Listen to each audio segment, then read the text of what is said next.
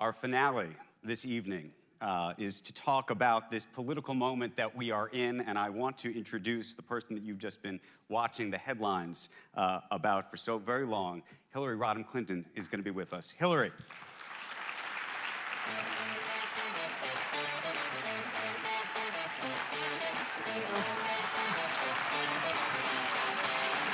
Hey, Andrew.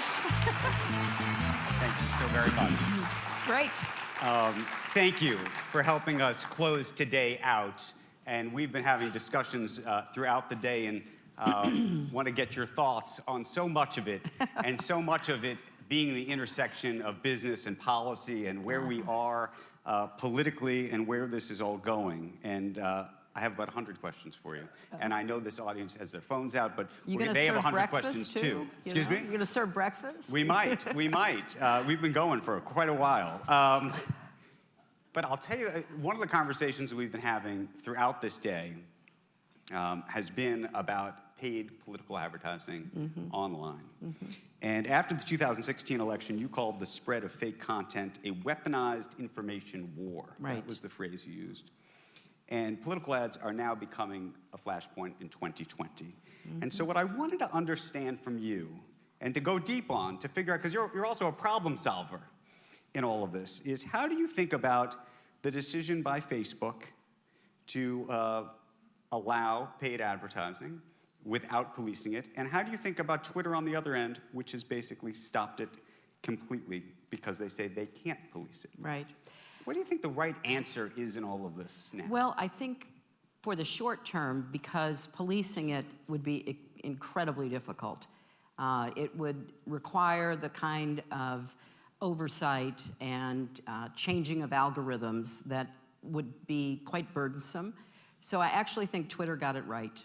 I think Twitter made the right decision to say, look, we don't want to get into the judging game. We're not going to tell this candidate that you made a falsehood, but the other candidate who's close to the line is okay. Let's get out of it. I think that should be the decision that Facebook makes as well, because we know that Facebook has, unfortunately, a history of allowing all kinds of disinformation on its platform. And when you think, and I hate to say this at a New York Times event, more than 50% of the people in this country use Facebook as their only source of news. Now, they may read, if somebody sends them, puts into their account a story from the New York Times, but otherwise they are just taking whatever anybody shares with them, and they are receiving targeted information designed to affect how they think. So that is already going on, and you add on top of that blatantly false political advertising. I think it's a real threat to our democracy because it's very difficult for the average person to make sense of it. So I would, and I've urged publicly, hope that Facebook would end political advertising because, during the 2016 campaign, they were taking ads from a number of sources and, later revealing that actually ads paid for in rubles were part of what they were putting up. So let's just call a halt to that. They don't need to do it right now, and let them try to figure out a better way to do it or refrain from doing it. So do you think, though, there is a better way to do it? And that's the question, because the other piece of this is, and this is the argument that Facebook makes, that you are just helping the incumbent. That if you are a politician and without a brand name, right, it becomes very challenging. In fact, I could make an argument, to play devil's advocate on this issue, that it would actually force politicians to be even more extreme, simply to get attention. Well, look, I don't know how much more extreme they can get. At the moment, we're pretty much pushing the envelope. Here's what I think you have to look at. The 1996 Telecom Act basically said that platforms like Facebook were not publishers and therefore could not be and should not be held to any standards, that they were literally like, utilities, but without any regulation. The information goes in, information goes out to billions of users. That gives them both an opportunity, but also, I would argue now, having lived with the consequences of this for all these years, a real responsibility. I am all for them making the decisions on their own, as Twitter did. But if, in the absence of that, I think we have to have a real conversation. And I don't know the right answer. I don't pretend to. But you're going to have to take a hard look, because information is the bloodstream of a democracy. And if we are living in a world increasingly where the press, the historical, traditional press, is under constant attack, the internet is filled with all kinds of unreliable and often blatantly false information. How do we even begin to judge that? And editorial supervision used to exist so that people would say, no, we're not going to do that. This very ad that is running on Facebook, which has really ignited the controversy, CNN said they wouldn't run it. And they wouldn't because it was provably false. Right. It wasn't even a close call. But so here's the complicated part.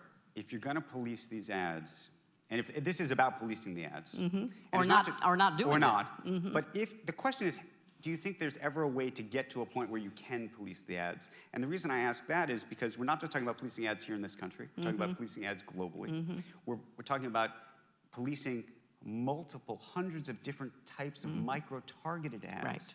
Right. And do you think, and I say this because I do think of you as a problem solver, you always are trying to figure out how do you get there? Right. If there's a way you think that ultimately you can. I think with the tech companies' help, we could. Because think about what is driving this. Now, put your hat on as a Facebook executive, and you're saying, look, it's not our job. We are for free speech, which is a faulty argument, but nevertheless, the one you're making. But the bottom line is, we make a lot of money from these ads, and we're not going to give up that revenue stream because it's not our responsibility. Let our users figure it out. So Facebook, by the way, will say that it's not about revenue. Well, of course they will, and of course they will. But so you don't believe it? Let us say I think it's one of a number of issues that are influencing their decision. But if you were to say to your expert engineers, we've really created a monster. Our algorithms really favor the explosive, the inflammatory, the blatantly false. And we love to hook people into them, and then they seek more of it, and then they get absolutely barraged by all of this information. We need to tweak the algorithms. I mean, I don't have any way of knowing how to do that, but as a hopeful problem solver, I think if you were to say to the companies, we can't continue like this. Because, Facebook has a particular hold on people's imagination and information gathering. And so more than probably any other platform at this point in our history, they've got to take more responsibility, and there are a number of ways that could be pursued. What do you think of this sort of role reversal, which is that there's an argument, or critics would say, that the Democrats and the Democratic Party was long too close to Silicon Valley and actually helped create this? I think that's probably true. And again, I go back to the 96 telecom bill, where the idea of the internet was thrilling, and still is, and should be forever, the way that we bring people together, create communities, et cetera. But we are a learning organism, or at least we used to be, and as a nation, we ought to take stock of that and a number of challenges. Challenges to our democracy, challenges to our unity, challenges from everything from climate change to guns, which you've been writing about. But on this particular issue, I think it's time to take a hard look. Now, it used to be, even in the long ago years when I was in the United States Senate for 8 years, where you would actually have a process where you would study a problem. And people would, have experts come in and they would testify and you would learn about what should be done. I think we are overdue for that kind of evaluation. Okay, I want to talk to you a little bit about healthcare, because Okay. I know it's an issue that you care so much about and have thought a lot about. I have. Because we seem to be in a very divided world, not just among two different parties, but even within the Democratic Party. Medicare for all versus public option. You look at what Elizabeth Warren presented last week and you think, what? Here's what I think. I think that the debate within the Democratic Party is a very healthy debate to try to figure out how to achieve the goal of covering everybody with quality, affordable health care. Okay. My view on this, having been working on it for many years now, is that the Affordable Care Act took us to 90% of coverage, the highest we'd ever gotten in our country after many, many efforts, including the one I was involved in, more than 25 years ago. We have a 10% gap to fill, and we have a lot of learning to do about the best way not only to fill the gap, but then to drive down costs as much as it's possible to do so without undermining quality advancements. Okay. So I believe the smarter approach is to build on what we have. A public option is something I've been in favor of for a very long time. I don't believe we should be in the midst of a big disruption while we are trying to get to 100% coverage and deal with costs and face some tough issues about competitiveness and other kinds of innovation in healthcare. And if you look at our major competitors, a lot of them have mixed systems and produce very good outcomes, like Switzerland, Germany, et cetera. Right.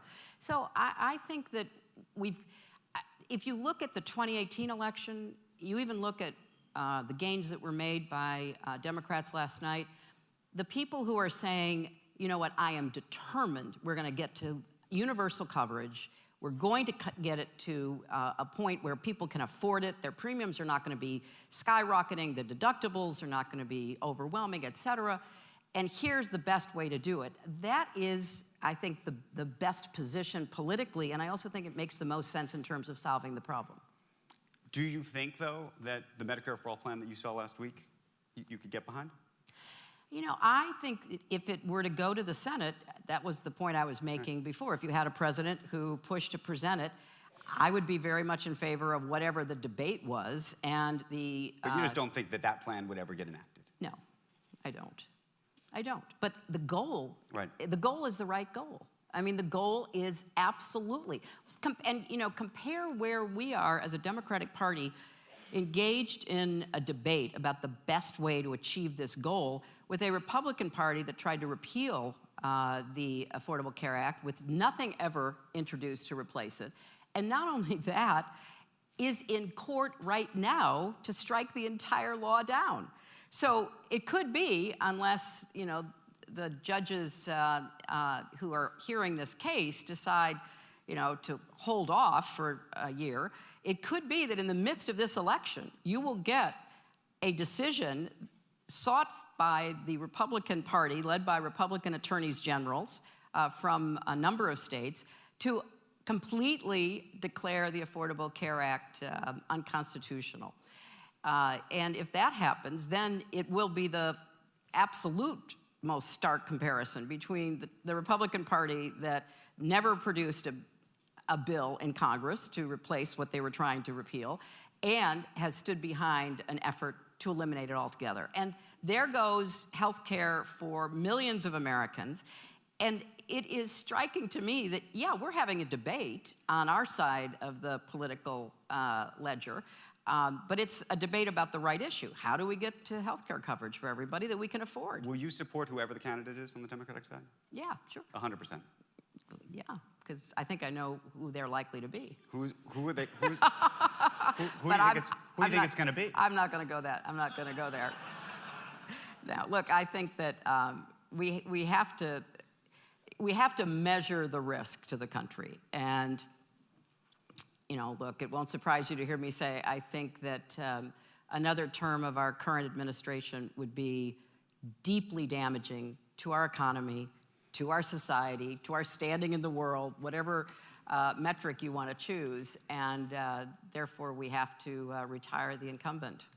But let me ask you a question, though, about what I just want to understand, especially given your own experience, this idea of firing up the base versus electability in a broader Look, at a broader election. That's what happens in elections. Let's go back to 2008. So when I started running in 2008, there were about 10 candidates, 9 or 10. It got down to Barack Obama and me. There's no reason anybody here would remember, but one of our biggest points of difference was whether or not healthcare reform to be successful would require an individual mandate. We had a knockdown, drag-out fight in debates. He would send mailers saying that I was for an individual mandate. He said he could get to a system of coverage without it. We were at loggerheads. So, you know, he wins, he becomes president, introduces a bill, it has an individual mandate.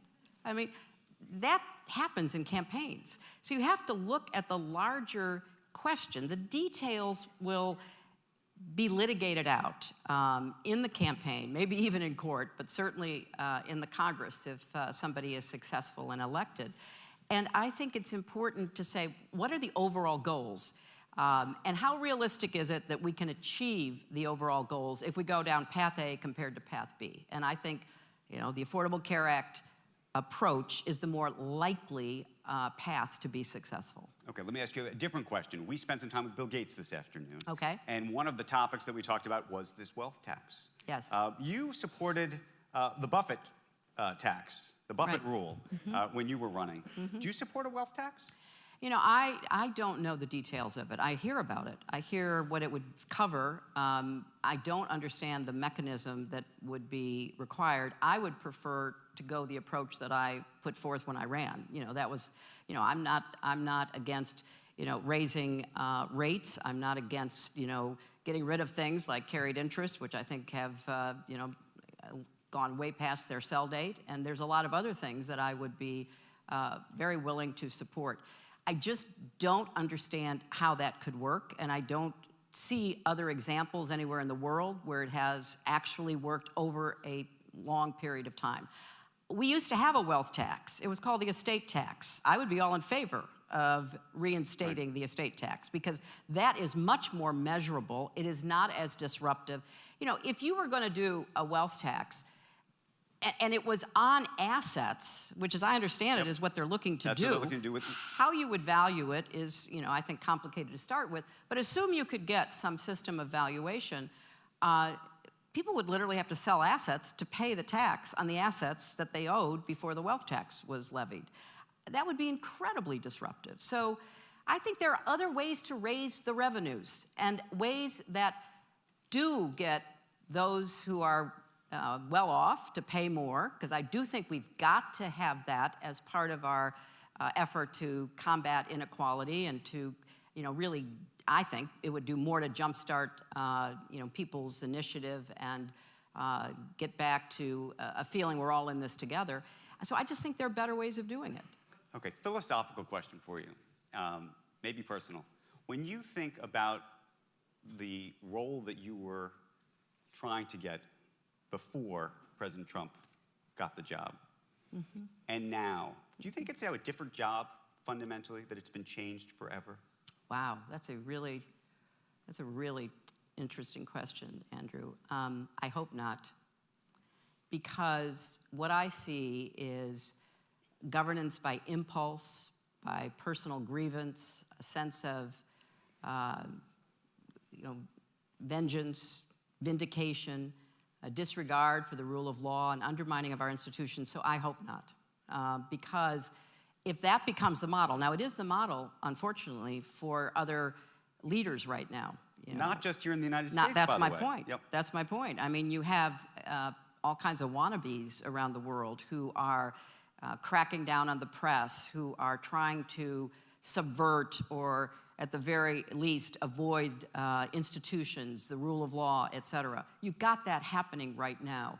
And so I would like us to return to a presidency where we don't have to wake up every day worried about what the president's going to tweet, what's going to happen next. I'd like to get back to kind of boring, normal times. So people go off, live their lives, you know, start businesses, make a difference in their communities. Do you think people want boring, though? You know, that's a good question. I don't know. Clearly, we've got someone who is banking on the fact that they don't. But I think a lot of people, and the numbers in terms of disapproval, again, what we saw last night, I think a lot of people are tired of it, almost regardless of partisan identification. You know, we have a lot of big problems in this country. You know, we're not we're not investing for the future. We are still the best positioned country in the world to own the future, far better than anybody anywhere else. And we are squandering it. So I think people are at least ready to kind of get back to what we called in the Senate regular order and try to see what we could actually get done together for a change. Let me ask you a question about a regular order, but in the global context. As Secretary of State, you thought a lot about foreign policy. Yes. When you look at the Democratic field right now, there's not much conversation about foreign policy. Why do you think that is? And is there a candidate that you think will help more than any other restore whatever place you think our country is supposed to, wherever we're supposed to stand? You know, look, I think that foreign policy is rarely a subject in presidential elections. It doesn't come up very much when you're doing town halls across the country. You're rarely asked by the press who interviews you. I have, seen that over a number of years. But of course, what the next president will inherit requires a level of sophistication and appreciation for the importance of rebuilding American leadership, leverage, and credibility. So for me, it's hard to tell who could play that role. You know, one of the reasons that President Obama asked me to be Secretary of State was because clearly we had the financial collapse and we had a lot of questions about American leadership that had to be addressed. And when America is not out there leading, it's not just a vacuum is created. You really sort of leave the field to all kinds of parties, and not just nation states. You know, there are all sorts of competitors for influence and power in the world today. So I'm hoping that we have a president who can manage the global challenges that will be inherited. What would you do with China right now, given the trade war? I know obviously you were a great supporter of TPP, which is something that is now not on the table. By the way, Bill Gates, when we were talking about Huawei, sounded, at least to me, like he would not be trying to use that in this trade discussion, meaning trying to shut it down. You know, Huawei is a particularly difficult issue because, let me just put that to one side for a minute. And on the more general issue of China, what we tried to do, and certainly what I tried to do, was to work to create a situation in which the Chinese would be encouraged, incentivized to be a responsible member of the national order, because they're going to rise regardless of what we do. They're going to have enormous influence, and to get them more integrated into the global economy and global social norms, I thought was in our best interest. But do you think it worked? Look, it's always hard to tell, but I know, for example, when I left as Secretary of State, we had created a system that was at least trying to remove doubts and misunderstandings between us so that we would at least avoid the kind of accident or impulsive reaction that is not healthy. Now I think we are in a kind of tit-for-tat diplomatic arena where I don't think we have a strategy. You know, our strategy seems to be lacking. What we have are a bunch of tactics tied to tariffs. We're not doing anything about the continuing influence growing of China across Asia, into Africa, into Europe. We're not even competing. And that, to me, is a really big lost opportunity. But on Huawei in particular, China is building a very sophisticated surveillance state. And that surveillance state is literally recording hundreds of millions of facial recognition photos, able to track people. They've set up a kind of reward system, which I guess is meant to mask the impact of being watched 24/7. So their reward system is, like, you're crossing the street and a blind person's coming towards you and you take the person's arm. They'll say, boy, Andrew's a really good person. We're going to give him a little credit. They're putting, you know, like 1 million Uyghurs in a concentration camp. So they're creating this surveillance state. There is no doubt that despite their enormous economic achievements, which should be recognized and applauded, they are still largely a command economy, and they are still very much involved in the development of their version of technology, the theft of others' technology, and the purchase of what they can't steal or invent. But doesn't that argue that whatever we're doing isn't working? Because we're not doing it the way that we should be doing it. We are not, you know, we are not investing for the future.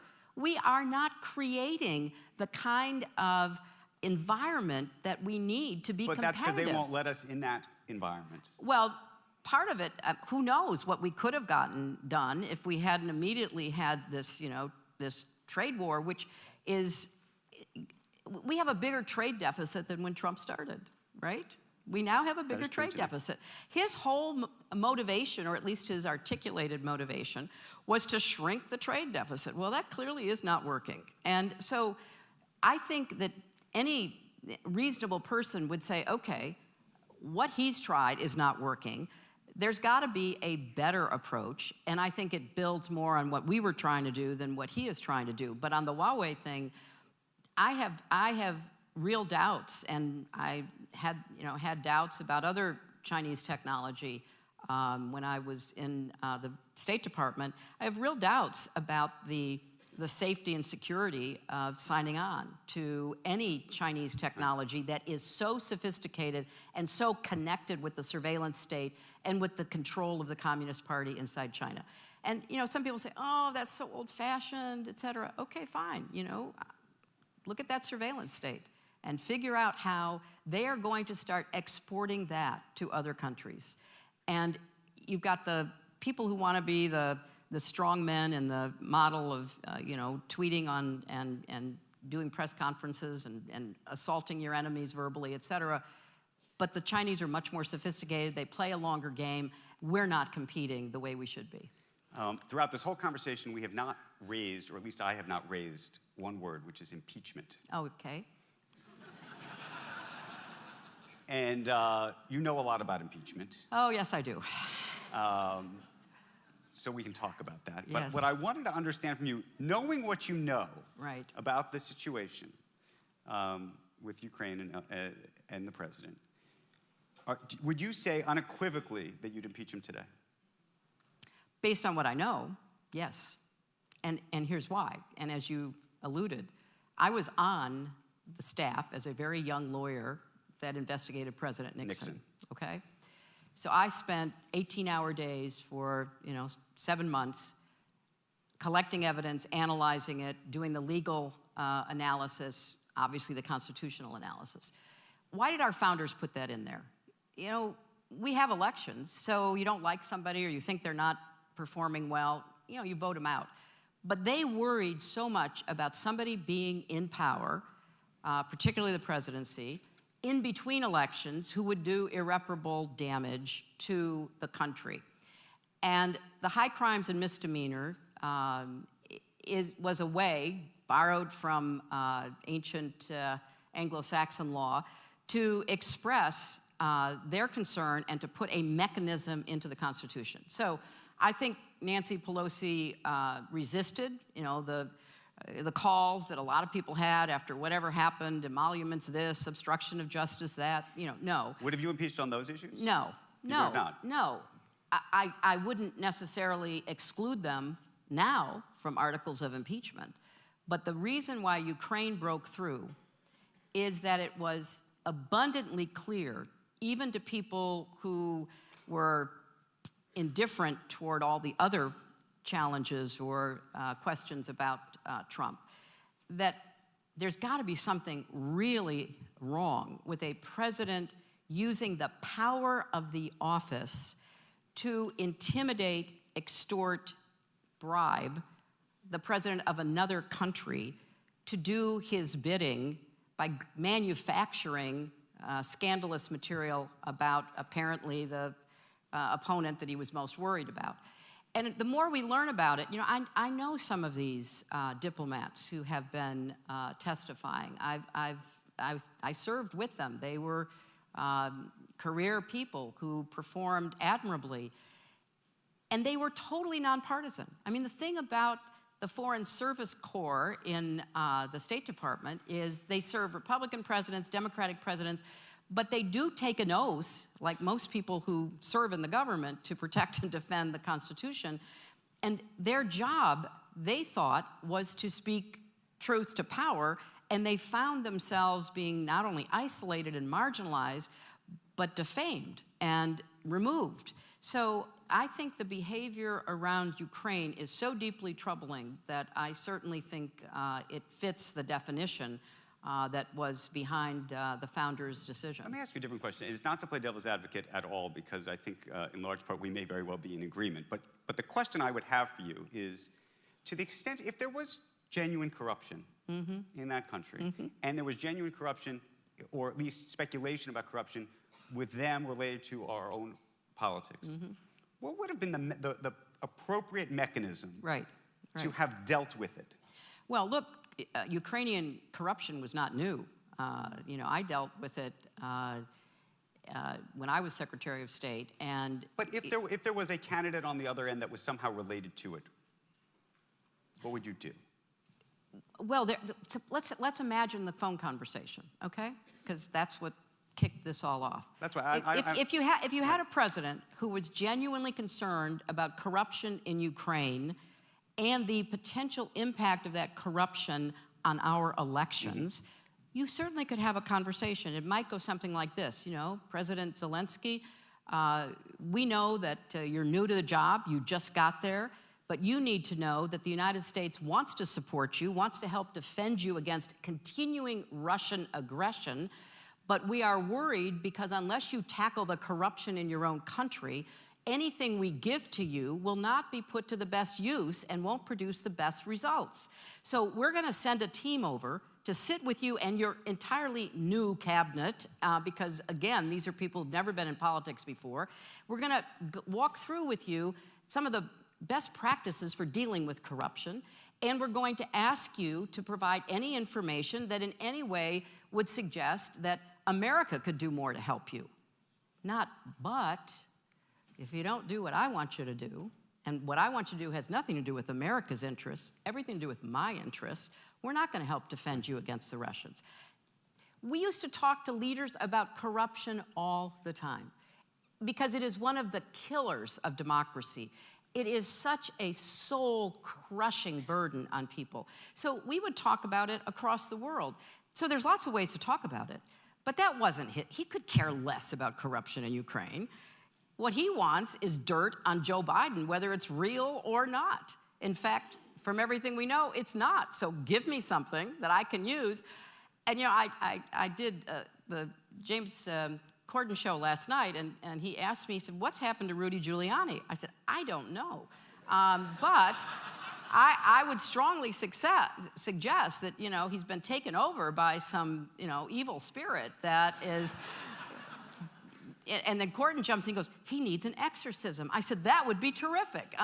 So Rudy's over there cutting deals, trying to get, these guys, Parnas and Furman, on energy company boards. I mean, the whole thing is so ridiculous that then they would be trying to, number one, not only put something on Joe Biden, which from everything we know is absolutely untrue, but try to prove that it wasn't Russia that interfered in the 2016 election. It was little Ukraine. And, I do live rent-free in Donald Trump's head. I'm aware of that. But even for that, it's hard to imagine how they can be sitting around at, the golf club or whatever and say, we got to prove that Ukraine interfered. Vladimir just told me in my last secret phone call with him, get Ukraine responsible for that. I mean, we are living, you had Reed on earlier, we are living in a great Netflix special, and, I just want the series to end, and we're all okay when it does. That's what I'm looking for.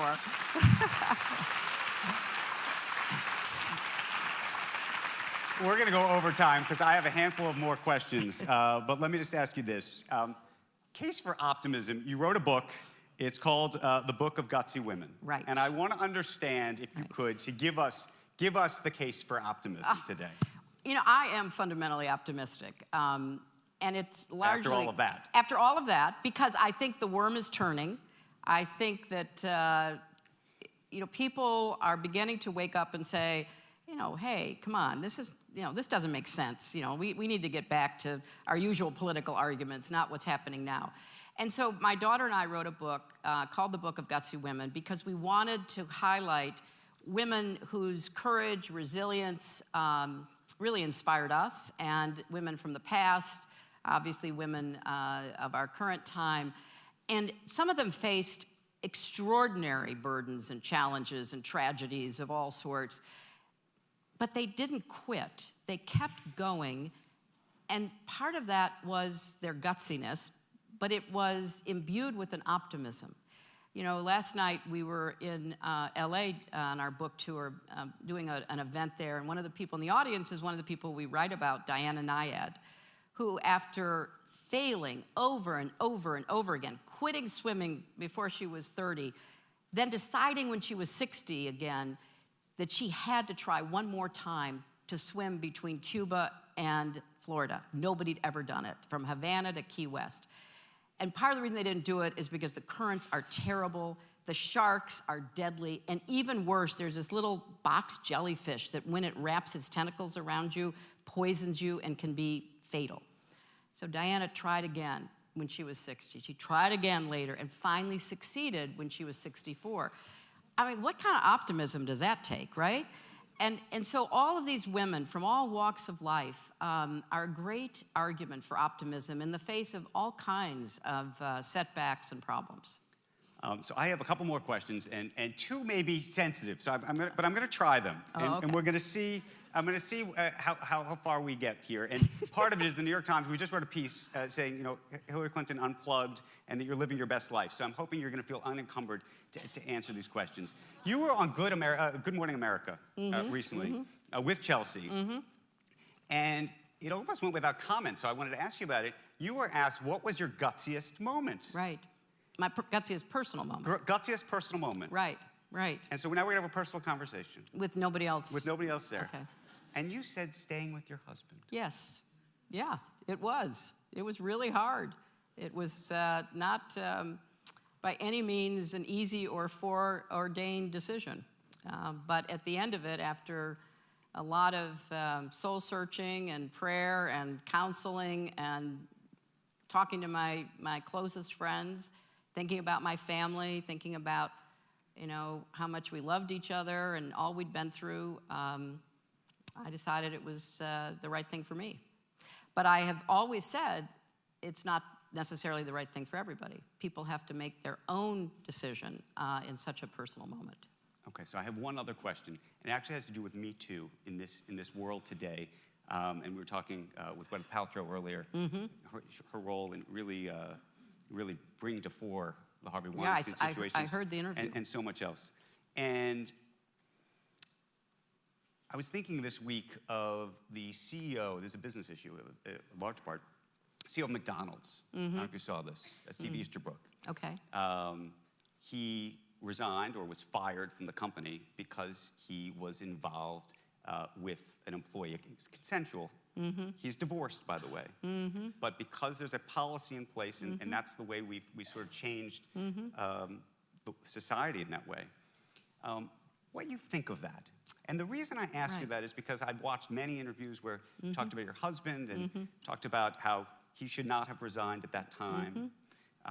In large part because I think the argument was that it was consensual and she was into all of those things. Have times changed? What do you think of the way business has shifted? Should that apply to politics? Look, I think that, and I heard your interview with Gwyneth, and I thought she was incredibly articulate about, you know, talking about her own experiences.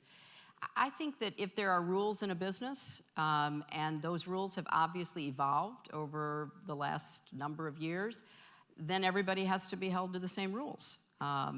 in the situation you're describing, I don't know anything about it. If there was an explicit rule, Yep, there was. There was an explicit rule, then it's not a judgment call. Then look, if we don't hold the CEO accountable, we can't hold, anybody else accountable. So I think that's the trend, and certainly it seems to be an important part of the reckoning that is going on. So I think that they probably did what they had to do. Do you think, though, this rule should have existed No. 25, 30 years ago? Oh, in businesses? In business, in politics? But, Andrew, it's, part of what we do as we change. I mean, look, when I was a young woman, there were colleges I couldn't go to because they didn't take women. There were jobs I couldn't apply for. I mean, when I was a little girl, I wanted to be an astronaut. And they told me, no, we're not taking girls. And thank goodness, years later, Sally Ride was up in space. We evolve. And what is exciting is this continuing movement toward people being respected and having autonomy and being given the chance to live their own lives, and particularly true for women now. But I don't think you can take today and say, oh, well, we should have been more enlightened 25 years ago or 50 years ago. I think it's all a process that hopefully is moving us toward a situation where we treat people and expect people to be treated with, dignity and support in their lives. And I think that's good. I think that's how we evolve as a society. Final question, what would it take you to run? I'm sorry, to run? To run. I have always been a very, very slow runner. And,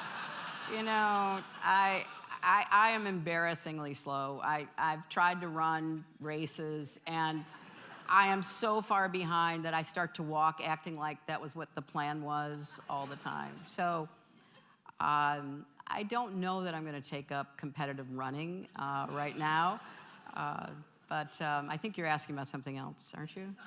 Well, there's been some teasing and some hinting that maybe you're sitting in the off to the wings here, waiting for some moment. Oh, look, I think I would have been a really good president. I think I could have been a very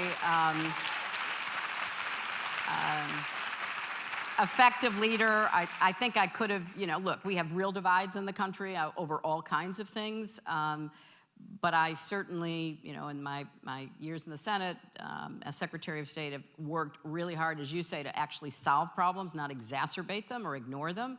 And I would have, done everything I could to try to get us positioned for the future. I mean, that's what a leader is supposed to do. Elections are supposed to be about the future, and leadership should be about the future. So, yeah, I think I could have done a really good job. I think the last election was deeply flawed. And that there were so many unprecedented problems in that election that it's almost hard to make sense of. But, I'm out here traveling around with my daughter, and she's still nursing her newest baby, so we've got I've got my grandson with me, and, life is pretty good.